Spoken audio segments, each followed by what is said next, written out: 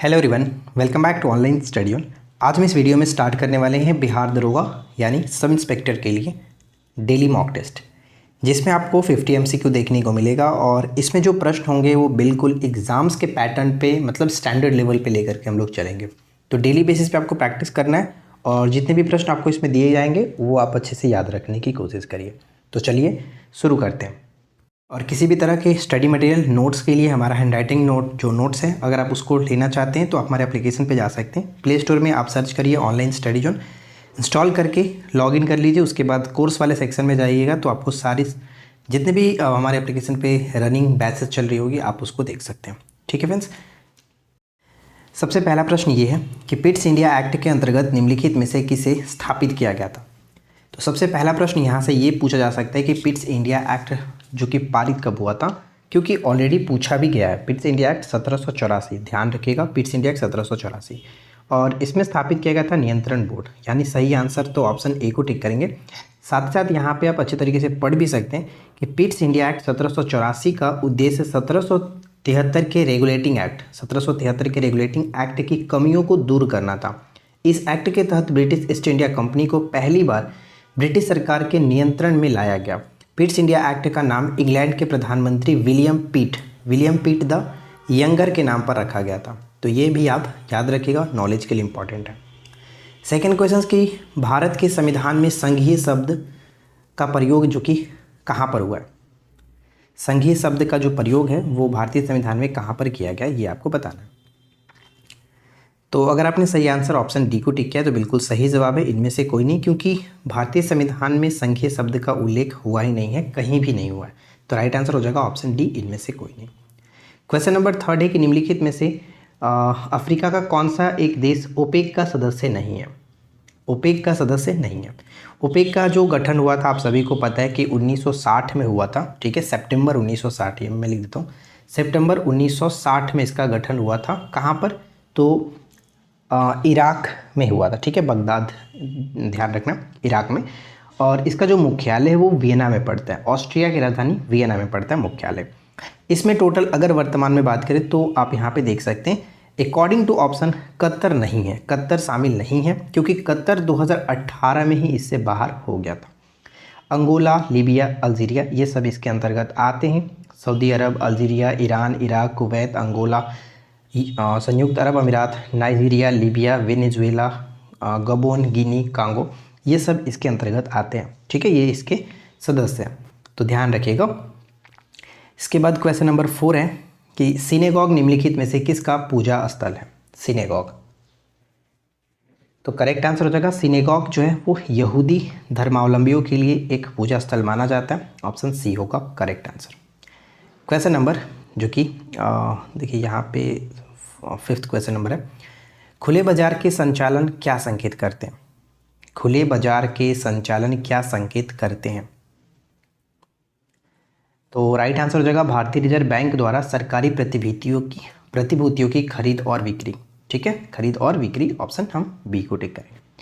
अगर आपको प्रश्न अच्छे लगे, वीडियो अच्छा लगे तो प्लीज़ वीडियो को लाइक एंड शेयर जरूर करिएगा। और इस तरह के डेली मॉक टेस्ट के लिए आप हमारे चैनल के साथ जुड़ सकते हैं सब्सक्राइब करके, नोटिफिकेशन बेल आइकन को ऑल पे सेट रखें ताकि आपको सारी वीडियो की नोटिफिकेशन मिलती रहे। पूर्ण स्पर्धा में कीमत ग्राहिता कौन होता है।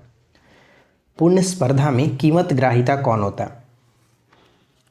तो इसमें होता है फर्म।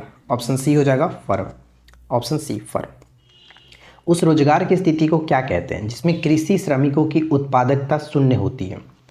उस रोजगार की स्थिति को क्या कहते हैं जिसमें कृषि श्रमिकों की उत्पादकता शून्य होती है। तो ऑप्शन सी हो जाएगा प्रच्छन्न बेरोजगारी। प्रच्छन्न बेरोजगारी, option C will be correct answer. संयुक्त राष्ट्र सुरक्षा परिषद में अस्थायी सदस्यों के निर्वाचन की अवधि कितने समय की होती है। ध्यान दीजिएगा, अस्थायी सदस्यों के निर्वाचन की जो अवधि होती है वो कितने वर्ष की होती है। वैसे तो जनरली हम जानते हैं कि 5 जो इसमें सदस्य होते हैं वो स्थायी सदस्य होते हैं। ठीक है, 5 जो सदस्य इसमें शामिल हैं वो अस्थायी होते हैं, लेकिन अस्थायी सदस्यों के निर्वाचन की अवधि 2 वर्ष की होती है। यहाँ पे सी हो जाएगा 2 वर्ष की। यहाँ पे हम पढ़ सकते हैं इसमें 5 स्थायी सदस्य, अमेरिका, ब्रिटेन, चीन, फ्रांस और रूस, ये 5 स्थायी सदस्य हैं। यह सामूहिक रूप से P5 के रूप में जाने जाते हैं। इनमें से कोई भी प्रस्ताव को वीटो कर सकता है, वीटो शक्ति होती है। परिषद के 10 निर्वाचित सदस्य भी होते हैं, यानी 10 निर्वाचित, टोटल 15 होते हैं, जिसमें से 5 स्थायी और 10 अस्थायी सदस्य होते हैं, जिनका कार्यकाल सिर्फ 2 वर्ष का होता है और ये बदलते रहते हैं 2-2 वर्ष पर। अगला प्रश्न, लक्ष्मीबाई राष्ट्रीय शिक्षा संस्थान कहाँ स्थित है? लक्ष्मीबाई राष्ट्रीय शिक्षा संस्थान कहाँ स्थित है? Right answer will be option B, Gwalior. ठीक है, ग्वालियर, ध्यान रखिएगा। बिना दुर्ग के एकमात्र सिंधु नगर कौन सा था? बिना दुर्ग का एकमात्र सिंधु नगर कौन सा था? तो correct answer will be option D, Chanhudaro. ठीक है, चंदहुद्रो। और चंदहुद्रो मनके के लिए काफ़ी फेमस था। यह क्षेत्र जो कि पाकिस्तान के सिंध प्रांत में मोहनजोदाड़ो से 130 किलोमीटर यानी 81 मील दक्षिण में स्थित है। यहाँ पर 4000 से 1700 ईसा पूर्व में बसा हुआ माना जाता है, यानी ये जो क्षेत्र है बसा हुआ माना जाता है। इस स्थान को इंद्रगोप मनकों के निर्माण के लिए, यानी मनकों के निर्माण के स्थल के रूप में जाना जाता है। चंदहुद्रो वर्तमान में पाकिस्तान में सिंधु नदी के तट पर स्थित है। तो यहाँ से 2 प्रश्न आपको देखने को मिलेगा। पहला कि किसके लिए फेमस था, किस नदी के तट पर स्थित है, किस क्षेत्र में स्थित है, पाकिस्तान के सिंध प्रांत में ये पड़ता है। अगला देखिए, सिंधु घाटी सभ्यता की मुख्य विशेषता क्या थी? सिंधु घाटी सभ्यता की मुख्य विशेषता क्या थे? देखिए, हम आपको एक प्रॉपर स्ट्रैटेजी भी बताएंगे कि किस तरह से क्वेश्चंस को आपको करना है, ताकि आप मॉक के साथ साथ अपने दिन भर में एक अच्छा शेड्यूल बना करके अच्छे से प्रिपरेशन भी कर सकें। तो वो मैं आपको एक वीडियो बनाऊंगा, जस्ट 1 से 2 दिन आप टाइम दे दो, उसके बाद मैं आपको वीडियो बना दूंगा। वीडियो को आप देख के समझ लीजिएगा कैसे आपको प्रिपरेशन करना है, तब आप अच्छे तरीके से अपना 100% दे पाएंगे, एसआई पर फोकस कर पाएंगे। ठीक है, तो सिंधु घाटी सभ्यता की मुख्य विशेषता क्या थी? तो राइट आंसर हो जाएगा ऑप्शन बी, व्यवस्थित शहरी जीवन जो था इनकी मुख्य विशेषता मानी जाती है, ऑप्शन बी। नेक्स्ट प्रश्न है कि हैम्बर्गर प्रभाव को अन्य किस रूप में जाना जाता है? हैम्बर्गर प्रभाव को अन्य किस नाम से भी जाना जाता है? तो कोलेराइड शिफ्ट कहते हैं, कोलेराइड शिफ्ट के नाम से जानते हैं, ऑप्शन सी होगा। यहाँ पे पढ़ सकते हैं कि कोलेराइड शिफ्ट एक प्रक्रिया है जो कि एक कार्डियोवास्कुलर सिस्टम में होती है, कार्डियोवास्कुलर सिस्टम में होती है कोलेराइड शिफ्ट, जिसे हैम्बर्गर घटना या फिर लाइनस घटना के नाम से भी जाना जाता है। तो ये ध्यान रखना है। नेक्स्ट वन है कि भारत का प्रधानमंत्री राष्ट्रपति द्वारा क्या होता है? भारत का प्रधानमंत्री राष्ट्रपति द्वारा क्या होते हैं? तो प्रधानमंत्री की नियुक्ति होती है राष्ट्रपति के द्वारा, यहाँ पे ऑप्शन बी होगा। नेक्स्ट वन है कि भारतीय संविधान की अनुसूची 7 में शामिल है, अनुसूची 7 में शामिल है। जैसे वर्तमान में हमारे संविधान में 12 अनुसूचियाँ हैं, मूल संविधान में 8 अनुसूचियाँ हुआ करती थी। तो अब आपको ये बताना है कि 7 अनुसूची 7 में शामिल क्या है? तो संघ और राज्यों के बीच जो शक्तियों का विभाजन किया है वो इसके अंतर्गत है, ऑप्शन डी हो जाएगा। उत्तर पश्चिमी चीन का लोएस मैदान किस प्रकार के जमाव से बना हुआ है? लोएस मैदान जो है किस प्रकार के जमाव से बना हुआ है? ऑप्शन बी, रेत और धूल कणों के जमाव से बना हुआ है, रेत और धूल कणों के जमाव से बना हुआ है, बी हो जाएगा सही आंसर। संप्रदाय मैदान का निर्माण किस क्रिया द्वारा होता है? संप्रदाय मैदान का निर्माण जो है वो किस क्रिया के द्वारा होता है? तो ये नदियों के द्वारा होता है, यहाँ पे ऑप्शन सी को टिक करेंगे। यहाँ पे अच्छे तरीके से पढ़ेंगे कि संप्राय मैदान प्रवाही जलकृत एक प्रमुख अपरदनात्मक स्थल रूप है। यह मैदान नदियों के द्वारा किए गए अपरदनात्मक कार्यों से निर्मित होते हैं। ठीक है, भगवती सूत्र का संबंध किस धर्म से है? बताइए, अगला जो सवाल है कि भगवती सूत्र का संबंध किस धर्म से है? तो जैन धर्म से, भगवती सूत्र जैन धर्म से हो जाता है, ऑप्शन डी होगा। नेक्स्ट वन, न खत्म होने वाली कहानी एक आत्मकथा किसकी? न खत्म होने वाली कहानी निम्नलिखित में से किसकी ये आत्मकथा है? ऑप्शन डी हो जाएगा, वीपी सिंह। वीपी सिंह, यहाँ पे ऑप्शन डी को टिक करेंगे। चक्रवात की दिशा क्या होती है? चक्रवात की दिशा क्या होती है? देखिए, इसको याद रखने का मैं सिंपल सा एक तरीका आपको बताया था पहले भी। तो यहाँ पे आप बस एक डी बनाओ, ठीक है, एक डी बना लो और इसको बीच में डिवाइड कर लो। बीच में डिवाइड होने के साथ ही मतलब कि ये आपका नॉर्थ हो गया और नीचे आपका साउथ हो गया। अब आप यहाँ पे ये समझे कि चक्रवात की दिशा क्या होती है। तो उत्तरी गोलार्ध में घड़ी की उल्टी दिशा, यानी घड़ी जो होता है वो किस तरह से चलता है? इस तरह से चलता है ना, इस तरह से चलता है। लेकिन यहाँ पे आप समझ लो कि उत्तरी गोलार्ध में घड़ी के सुई के विपरीत और दक्षिणी गोलार्ध में घड़ी के सुई के इस तरह से, यानी कि ये आपका एरो ध्यान रखिए। ये तो दक्षिणी गोलार्ध में घड़ी के सुई के दिशा में चल रहा है, लेकिन उत्तरी गोलार्ध में घड़ी के सुई के विपरीत दिशा में चल रहा है। तो करेक्ट आंसर क्या बन जाएगा? सही आंसर आपका हो जाएगा ऑप्शन ए। उत्तरी गोलार्ध में घड़ी की सुई के विपरीत और दक्षिणी गोलार्ध में घड़ी की सुई के अनुकूल, यानी करेक्ट आंसर ऑप्शन ए। तो बस ये जो मैंने आपको बताया डी बना करके बीच में डिवाइड कर लो और देख लो किस तरह से क्या होगा। नेक्स्ट प्रश्न बनता है कि कोयम्बैंग किस देश में चलने वाली गर्म हवा है? कोयम्बैंग किस देश में चलने वाली गर्म हवा है? तो करेक्ट आंसर यहाँ पे हो जाएगा ऑप्शन डी, इंडोनेशिया। मैं आपको बता दूं कि कोयम्बैंग जो होता है वो जावा और इंडोनेशिया में बहने वाली एक गर्म हवा है, और ये सबसे ज़्यादा अगर पूछे कि किसकी खेती को प्रभावित करता है, नुकसान करता है, तो तंबाकू की खेती को सबसे ज़्यादा ये नुकसान पहुंचाता है। नेक्स्ट वन, टेफ्लालेट मरुधान कहाँ स्थित है? टेफ्लालेट मरुधान कहाँ पर स्थित है? तो ये मोरक्को में पड़ता है, ऑप्शन बी मोरक्को में।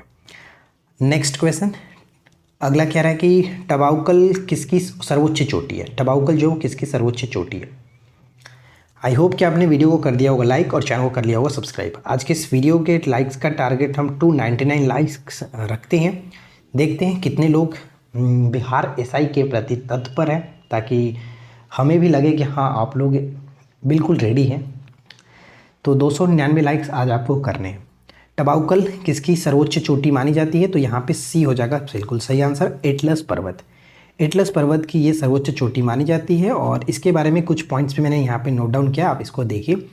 एटलस पर्वत उत्तरी पश्चिमी अफ्रीका महाद्वीप में स्थित है। यह अल्जीरिया, ट्यूनीसिया और मोरक्को में 2500 किलोमीटर में लंबाई में फैला है। यह एक नवीन वलीद पर्वत का उदाहरण माना जाता है। इसकी सर्वोच्च चोटी जो होती है माउंट टबाउकल है, जो कि दक्षिण पश्चिम मोरक्को में ही पड़ता है। तो ये याद रखना है आपको। ग्रहों के वैज्ञानिक चंद्रमा के चारों ओर पतले गैसीय लिफाफे क्या कहलाते हैं? क्या कहलाते हैं? तो इन्हें हम लोग लूनर एक्सोस्फीयर के नाम से जानते हैं। लूनर एक्सोस्फीयर के नाम से जाना जाता है, ऑप्शन डी हो जाएगा सही आंसर। विलियम क्रूक्स एक भौतिक रसायनज्ञ थे जिन्होंने किस तत्व की खोज की और नाम दिया था? तो इन्होंने थैलियम की खोज की थी। थैलियम जो है वो 81 पे आता है, एटॉमिक नंबर 81 है, और इसको Ti से डिनोट किया जाता है थैलियम। तो यहाँ पे सही आंसर ऑप्शन डी हो जाएगा। नेक्स्ट प्रश्न क्या बनता है कि बताइए कि निम्नलिखित में से कौन से शीर्षक के साथ संस्मरण बॉलीवुड अभिनेत्री प्रियंका चोपड़ा जोनास द्वारा लिखी गई है? यानी कि निम्नलिखित में से कौन सी कृति जो है वो प्रियंका चोपड़ा जोनास के द्वारा लिखी गई है? तो राइट आंसर हो जाएगा option B, unfinished. Unfinished correct होगा, जबकि जो बिकमिंग आप यहाँ पे देख रहे हैं, बिकमिंग ये हो जाता है आपका मिशेल ओबामा। किसने नारा दिया था मानव के लिए एक धर्म, एक जाति और एक ईश्वर? बहुत ही सिंपल सा क्वेश्चन है, लेकिन एकदम वीवीआई प्रश्न है, कई बार ये रिपीट हुआ है। तो ध्यान रखिए कि ये जो नारा दिया गया था मानव के लिए एक धर्म, एक जाति और एक ईश्वर, श्री नारायण गुरु ने दिया था। श्री नारायण गुरु, ऑप्शन ए हो जाएगा सही आंसर। दारा सिकों ने किस शीर्षक से उपनिषदों का फारसी में अनुवाद किया था? दारा सिकों ने किस शीर्षक से उपनिषदों का फारसी में अनुवाद किया था? तो right answer will be option D, सिरे अकबर के नाम से किया गया था। सिरे अकबर के नाम से। किस सुल्तान ने 24 कष्टदायक करों को हटा करके उसके स्थान पर केवल 4 कर लगाए थे? केवल 4 कर लगाए थे। तो right answer option C, Firoz Shah Tughlaq. Firoz Shah Tughlaq, option C हो जाएगा। और इसके साथ अगर हम बात करें जैसे कि खराज, खुम्स, खराज जो था वो लगान हुआ करता था, खुम्स जो कि युद्ध में लूटा गया जो माल हुआ था उसको कहते थे। एक जजिया था और एक जकात था, यानी 4 प्रकार के कर इसने सिर्फ रखे थे। टाइफाइड बुखार का कारण क्या था? टाइफाइड जो बुखार है इसका कारण क्या है? तो टाइफाइड जो होता है वो जीवाणु के कारण होता है, ध्यान रखिएगा, जीवाणु के कारण होता है, ऑप्शन बी। नेक्स्ट वन है कि तबकाते नासरी के लेखक कौन है? तबकाते नासरी के लेखक कौन है? देखिए, अगर मैं आपको एक छोटा सा हिंट देना चाहूँ कि अगर मैं आपको यहाँ पे 50 क्वेश्चंस करा रहा हूँ तो 50 क्वेश्चंस को आपको किस तरह से यूटिलाइज करना है। सिर्फ 50 क्वेश्चंस इनफ नहीं है, इसमें बहुत सारे क्वेश्चन आप अगर चाहो तो निकल सकता है। आपको करना क्या है, मैं आपको वो एक छोटे से 2 मिनट में समझा देता हूँ।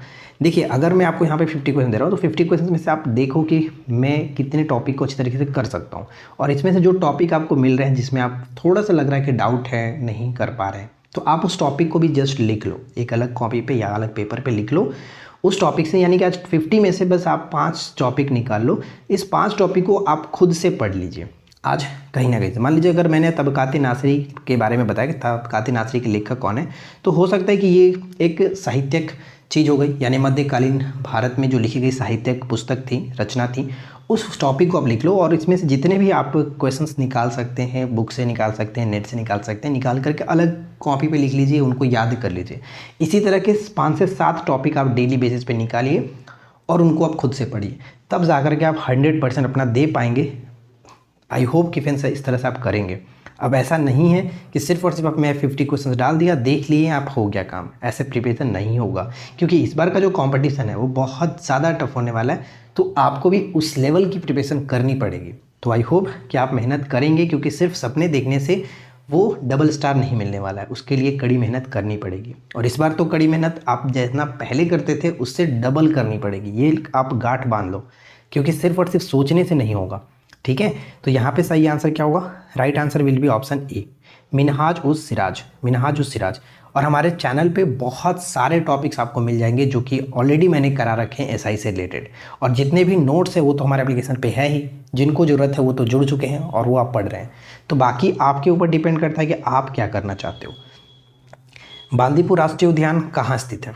बांदीपुर राष्ट्रीय उद्यान, राष्ट्रीय उद्यान से रिलेटेड, वन्यजीव अभियान से रिलेटेड मैंने 2 वीडियो भी प्रोवाइड कराया था हाल ही में, अगर आपने नहीं देखा है देख लीजिए, क्योंकि 40 टॉपिक्स का जो मैं सीरीज चलाया हूँ उसका 15 टॉपिक तो कवर हो चुका है। आप जाकर के इस 14 टॉपिक वाले 15 जो टॉपिक मैंने प्लेलिस्ट बना रखा है उसमें देखिए, ये ऑलरेडी टॉपिक आपका कराया गया था, दूसरे या तीसरे टॉपिक में मिल जाएगा, तो उन सभी को याद रखिए। ठीक है, तो बांदीपुर जो राष्ट्रीय उद्यान है आपका कर्नाटक में पड़ता है, ऑप्शन यहाँ पे सी को टिक करेंगे। चलिए आगे देखते हैं। नेक्स्ट प्रश्न है कि 1923 का झंडा सत्याग्रह किस शहर में आयोजित किया गया था? ये प्रश्न भी बहुत अच्छा है। झंडा सत्याग्रह कहाँ हुआ था? देखिए अकॉर्डिंग टू ऑप्शन हम तो यहाँ पे नागपुर करेंगे, लेकिन अगर आयोजन की बात करें तो आयोजन उसका हुआ था जबलपुर में, लेकिन समापन हुआ था नागपुर में। लेकिन अकॉर्डिंग टू ऑप्शन हम यहाँ पे नागपुर दिख रहा है तो नागपुर टिक कर लेंगे। सत्याग्रह जबलपुर में शुरू किया गया, लेकिन नागपुर शहर में संपन्न हुआ था। सुंदरलाल के नेतृत्व में पहली बार मार्च 1923 में बिलासपुर के टाउन हॉल में तिरंगा फहराया गया, लेकिन सुंदरलाल की गिरफ्तारी के बाद नेतृत्व जो कि महात्मा भगवान दिन को सौंप दिया गया। तो ये चीज़ याद रखना है, हो सकता है नेतृत्वकर्ता भी पूछ ले, सुंदरलाल और भगवान दिन। पौधे में वाष्पोत्सर्जन किस भाग में होता है? पौधे में वाष्पोत्सर्जन जो होता है वो किस भाग में होता है? तो ये पत्तों में होता है, पत्तों में, ऑप्शन बी। अगला जो सवाल है कि श्वसन क्रिया के दौरान कितनी प्रतिशत ऊर्जा ताप के रूप में निष्कासित होती है? ताप के रूप में निष्कासित होती है, तो सही आंसर हो जाएगा ऑप्शन ए, 20%। ठीक है, 20% ऑप्शन ए। वर्तमान प्राणियों के कुछ संरचनाएं ऐसी पाई जाती हैं जिनका शरीर में अब कोई उपयोग नहीं रह गया, ऐसी संरचना को क्या कहते हैं? ऐसी संरचना को क्या कहते हैं? इसे हम लोग अवशेषी अंग के नाम से जानते हैं। अवशेषी अंग ऑप्शन बी हो जाएगा। यहाँ पे देखिए, अवशेषी अंग शरीर के अंग, उत्तक या कोशिकाएं हैं जो अब उस तरह से काम नहीं कर रहे हैं जैसे वे पैतृक रूप में थे। अवशेषी अंग के कुछ उदाहरण की बात की तो यहाँ पे आप पढ़ सकते हैं। ठीक है, चलिए आगे देखते हैं। गुणसूत्र बने होते हैं, जो क्रोमोसोम होता है वो किसका बना होता है? गुणसूत्र बने होते हैं किसके? तो डीएनए और प्रोटीन्स के, डीएनए और प्रोटीन्स के, यहाँ पे ऑप्शन सी हो जाएगा, डीएनए और प्रोटीन्स के। फतवा जहांदारी निम्नलिखित में से किसके द्वारा लिखी गई पुस्तक है? फतवा जहांदारी, राइट आंसर किसे टिक करेंगे? ऑप्शन बी को, जियाउद्दीन बर्नी। ये टॉपिक मैंने आपको अच्छे तरीके से कराया हुआ, वीडियो देख लीजिए, नोट्स में देख लीजिए, सब जगह आपको मिल जाएगा। निम्नलिखित में से किस विद्युत चुंबकीय तरंग का तरंगदैर्घ्य सबसे लंबा है? ये भी मैंने आपको एक वीडियो बनाया था और ट्रिक के माध्यम से याद कराया था, क्योंकि इसमें 2 चीज़ आपको याद रखना था, एक तो तरंगदैर्घ्य और एक आवृत्ति। बहुत ही सिंपल सा है, देखिए अगर मैं आपको समझाऊं, जैसे कि जनरली हम जानते हैं कि विद्युत चुंबकीय तरंगों की संख्या 7 है, GX, UV, और एक मैंने आपको याद रखा था IMR, और एक छोटा सा मैंने नाम लिख दिया था इमरान करके, इमरान याद रखने के लिए, मतलब ये तो बस ऐसे ही है। तो 7 आप यहाँ पे देख लो, ये 7 सिर्फ और सिर्फ आपकी विद्युत चुंबकीय तरंग है। G मतलब गामा, X मतलब एक्स किरण, U मतलब अल्ट्रावायलेट, और V का मतलब हो जाता है विजुअल रे। आई का मतलब इंफ्रारेड, एम मतलब माइक्रोवेव और आर का मतलब रेडियो वेव। तो ये टोटल 7 हो जाते हैं। अब अगर हम इस तरह से आगे तरफ बढ़ेंगे तो ये आपका तरंग दैर्घ्य का बढ़ता क्रम हुआ, यानी सबसे कम तरंग दैर्घ्य आपका गामा किरण का, सबसे ज़्यादा रेडियो वेव का। लेकिन अगर इस तरह से बढ़ेंगे तो ये हमारा फ्रीक्वेंसी हो जाएगा आवृत्ति, यानी रेडियो वेव की फ्रीक्वेंसी सबसे कम और गामा किरण की फ्रीक्वेंसी सबसे ज़्यादा। आपको ये चीज़ पता होना चाहिए कि भी बराबर एन लेमडा होता है, एन लेमडा होता है, यानी अगर एक बढ़ेगा तो एक घटेगा। ये क्या होता है, एक दूसरे के उल्टा होता है, व्युत्क्रमानुपाती जिसको हम लोग कहते हैं। ठीक है, तो अगर एक बढ़ेगा तो एक घटेगा, तो ये चीज़ ध्यान रखना है। अगर तरंग दैर्घ्य बढ़ रहा है तो फ्रीक्वेंसी कम होगा, उल्टा चलता है। तो अब क्वेश्चंस में ये आपसे पूछा गया कि विद्युत चुंबकीय तरंग में तरंग दैर्घ्य सबसे लंबा किसका है। तो अकॉर्डिंग टू ऑप्शन देखिए कि सबसे लंबा किसका है। तो सबसे लंबा अगर हम गामा किरण देखें तो ये तो ऑप्शन में है ही नहीं। अवरक्त किरण देखें तो अवरक्त किरण सबसे लास्ट में आपको देखने को मिल रहा है, यानी यही आपका बिल्कुल सही आंसर होगा। तरंग दैर्घ्य का बढ़ता क्रम क्या है, यही तो है सबसे बढ़ता क्रम। सबसे कम यहाँ पे, इसके बाद आगे की तरफ बढ़ेंगे तो सबसे ज़्यादातर हो जाएगा, यानी गामा किरण। उसके बाद यहाँ पे देख सकते हैं प्रकाश वाला है तो विजुअल हो जाएगा, विजुअल रे, और अल्ट्रावायलेट यहाँ पे था, और लास्ट में आपका अवरक्त किरण इंफ्रारेड। तो करेक्ट आंसर आपका हो जाएगा ऑप्शन ए। आई होप कि ये चीज़ समझ में आपको आया होगा। आप एक बार हमारे वो वीडियो भी देख लीजिएगा, बहुत अच्छे तरीके से मैंने क्लियरली समझा दिया। नेक्स्ट वन है कि एक्ट ऑफ यूनियन किस वर्ष पारित हुआ। एक्ट ऑफ यूनियन किस वर्ष पारित हुआ था। ये 1707 में पारित हुआ था। एक्ट ऑफ यूनियन 1707 में। सेडान का युद्ध में किसकी पराजय हुई थी। सेडान के युद्ध में किसकी पराजय हुई थी। तो यहाँ पे ध्यान रखिएगा, सेडान के युद्ध में पराजय जो हुई वो फ्रांस की। ये दो युद्ध चल रहा था, प्रसा और जो कि फ्रांस में कब हुआ था। तो ये डेट भी आपको याद रखना है, बहुत ही अच्छा है, क्योंकि ये जो सेडान का युद्ध हुआ 1 से 2 सितंबर 1870 के बीच हुआ था। 1870, 1 से 2 सितंबर 1870, तो याद रखना है। चलिए इसके बाद नेक्स्ट वन है कि मुद्रा का महत्व है। मुद्रा का महत्व क्या है, यानी करेंसी जो है इसका महत्व क्या है। उत्पादन एवं उपभोग में सुविधा, विनिमय का माध्यम का कार्य करता है, वस्तु विनिमय प्रणाली की कठिनाई दूर करता है, यानी सभी के सभी सही आंसर बनेगा ऑप्शन डी। गिब्साइट किसका अयस्क है। अगर नाम को ध्यान से समझोगे, गिब्साइट, गिब्साइट यानी कि बक्साइट, थोड़ा सा मैच कर जा रहा है ना, तो इस लॉजिकली याद रख सकते हैं गिब्साइट बक्साइट। तो बक्साइट किसका होता है, एल्यूमिनियम का, तो यहाँ पे गिब्साइट भी एल्यूमिनियम करेक्ट होगा। गिब्साइट की बात करें तो इसको याद रखिएगा क्योंकि एल्युमिनियम हाइड्रोक्साइड होता है, AlOH का होल थ्रैश, ठीक है, होल थ्रैश होता है। तो AlOH का होल थ्रैश जो होगा वो आपका गिब्साइट है, एल्युमिनियम हाइड्रोक्साइड, ये चीज़ याद रखना है। जबकि बॉक्साइट जो होता है वो Al2O3 इंटू 2H2O होता है, ठीक है, 2H2O होता है, ये आपका हो जाता है बॉक्साइट। तो दोनों याद रखेंगे। चलिए इसके बाद नेक्स्ट वन है कि पंचायती राज विषय है। पंचायती जो राज है वो किस सूची का विषय है। राज्य सूची का विषय है। राज्य सूची, समवर्ती सूची और संघ सूची, इन तीनों को बहुत ही अच्छे तरीके से एकदम इजी वे में मैंने आपको याद कराया है। अभी 40 वाला जो टॉपिक है उसमें से 4th या 5th टॉपिक देख लीजिएगा, आपको मिल जाएगा, प्लेलिस्ट चेक कर लीजिए, सारी वीडियो मिलेंगी। भूटान किस भारतीय राज्य के साथ अपनी सीमा साझा नहीं करता है, ध्यान दीजिएगा, नहीं करता है। भूटान याद रखने का, पड़ोसी वाला जो देश है उसको कैसे याद रखा था मैंने, सिंह साब जो है वो भूटान गए थे, सिंह साब, साब यानी सिक्किम, असम, अरुणाचल प्रदेश और बंगाल। तो यहाँ पे मेघालय का कोई रोल नहीं आ रहा, यहाँ पे सही आंसर सी हो जाएगा। अगस्त 2022 में भारत के प्रधानमंत्री ने बताइए कि निम्नलिखित में से कहाँ होमी भाभा कैंसर अस्पताल का उद्घाटन किया था। करंट की बात करें तो आपको एसआई के एग्ज़ाम्स के लिए करंट जो कि जून 2022 से अब तक ले चलिए, क्योंकि अब एग्ज़ाम्स में करंट चूँकि पहले तो जनरली मानते थे 6 मंथ से लेकर के 1 ईयर तक के पूछ जाते थे, लेकिन इस बार के बीपीएससी के एग्ज़ाम्स में आप लोग को पता चल गया होगा कि करंट थोड़ा सा आपको और बढ़ाना पड़ेगा। तो मतलब आप लेकर के चलो, अब एग्ज़ाम्स में 1.5 साल कर लो, ठीक है, 18 महीने का करंट अफेयर्स आप कोशिश करो कि अच्छे से करें। तो देखिए ये ज़रूरी नहीं है कि आपका 18 मंथ से पूछा जाए, जनरली करंट का मतलब ही होता है कि 1 ईयर तक आपको अच्छे से रखना है। लेकिन अब अपने लिए सेफ रहने के लिए जून 2022 तक ले चलो, इस बार कोई रिस्क नहीं लेना है, ठीक है। जून 2022 से आप पढ़िए अच्छे तरीके से। तो यहाँ पे करेक्ट आंसर हो जाएगा मोहाली, पंजाब के मोहाली में। आगे बढ़ते हैं। इंदिरा गांधी शहरी रोजगार गारंटी योजना 2022 किस राज्य सरकार द्वारा लागू की गई थी। इंदिरा गांधी शहरी रोजगार गारंटी योजना 2022 किस वर्ष किस राज्य सरकार ने लागू किया है? Rajasthan. Option A Rajasthan. Next one है कि किसके द्वारा हाल ही में द गोल्डन ईयर्स नामक एक नई पुस्तक लिखी गई है? द गोल्डन ईयर्स नामक नई पुस्तक लिखी गई है। देखिए इनके द्वारा हाल ही में 2023 में और भी पुस्तक आई थी, ऑल टाइम फेवरेट हो गया और द परफेक्ट मर्डर करके एक पुस्तक था।